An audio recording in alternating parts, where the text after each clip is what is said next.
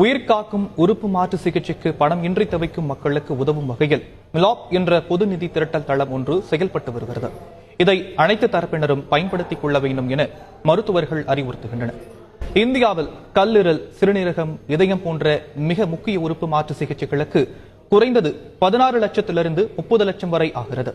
இதனால் இத்தகைய சிகிச்சை என்பது ஏழை மற்றும் நடுத்தர மக்களுக்கு எட்டாக்கணியாகவே இருக்கிறது.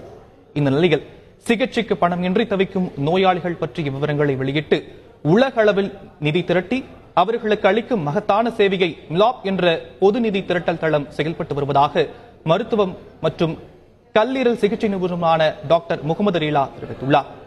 இந்த வலைத்தளம் மூலமாக குரோம்பேட்டையில் உள்ள டாக்டர் ரேலா இன்ஸ்டிடியூட் மருத்துவமனையில் 100 அறுவை சிகிச்சைகளுக்கு 5 கோடி ரூபாய் வரை நிதி திரட்டி கொடுத்து 100 நோயாளிகள் பயன்பெற்றுள்ளதாக கூறியவர் இந்த வாய்ப்பை மக்கள் பயன்படுத்திக் கொள்ள வேண்டும் என்கிறார்.